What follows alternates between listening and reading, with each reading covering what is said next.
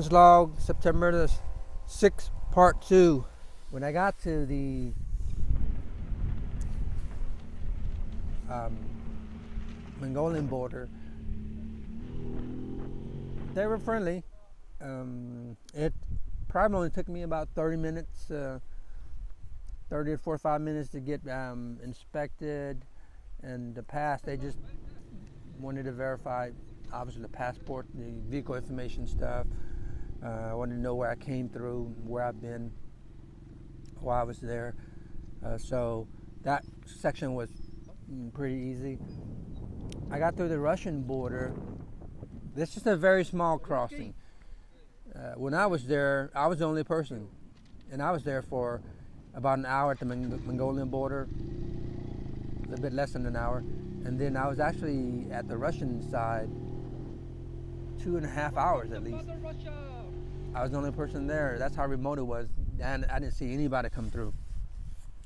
The funny thing about the Russian one, they were surprisingly friendly to me for the most part. You know, they've got to do their job, so they've got to keep a certain rapport. But several of the guys there were pretty friendly. A few of them actually spoke some English.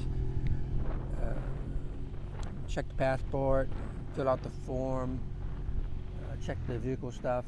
And the last part, or the funny part, the security check, where they pretty much, I dumped everything out of my panniers, everything out of my duffel bag, everything out of my tank, more or less, my tank bag. They went through everything. But I had been riding all day, so it was sort of a nice break from riding, is giving me a chance to unpack and repack things. So it actually worked out. I found that humorous because I counted 8 people watching me unpack the bike, going through each of my items and packing it back. And I think it's simply because it's such a remote site, remote crossing, they hardly ever see anybody. So when someone like an American comes through, they sort of want to make a show out of it. Plus, there's nothing else to do. They're bored. So it's sort of, job creation in a way. It was funny. I was laughing because I was explaining sign language wise all the little gear, all the bits and pieces of the tools that I brought and why I was using it, what I was using it for. And they got a kick out of it. They got a kick out of the stories of all the places I've been, where I was heading off to. So that was nice. It was nice crossing. It took a while, but that's okay. Like I said, I needed that break.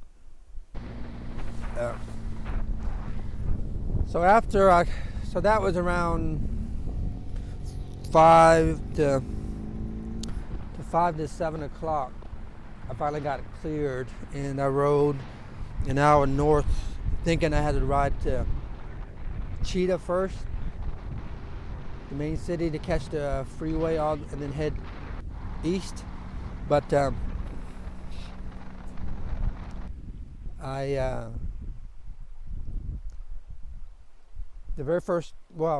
take that back. Cheetah was about 250 miles northwest.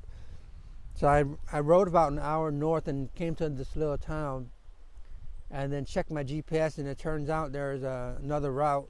It wasn't a major highway, a freeway, but there was a dirt road, a gravel road that would take me east to Valley Stock. So I put that in the nav, and it got me there. So I was going to bed there for the night, but there are 2 hotels that were both packed, no rooms available. And this was around 8 o'clock. So it started to get dark. I was hungry and tired, but I thought I'll head east till I get to the next town.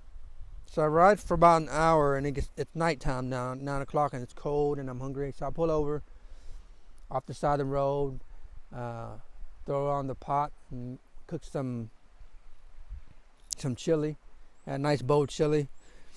And that actually gave me a second wind. And the night was clear and brisk, so I just kept on riding.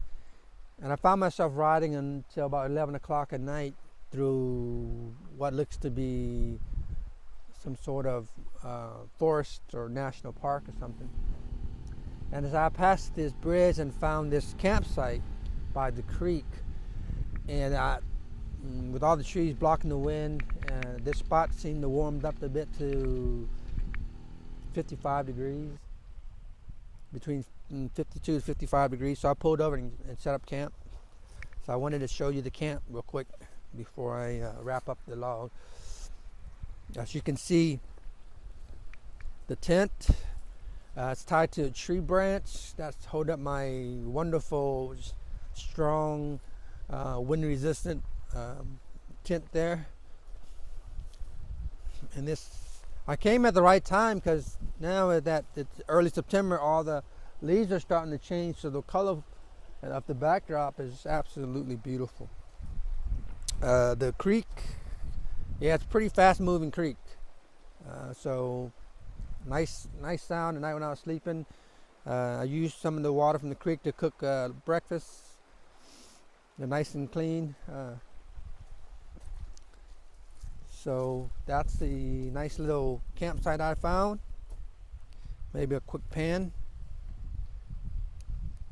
Backdrop of a nice rolling hills, pretty tall hill. Bike's over there.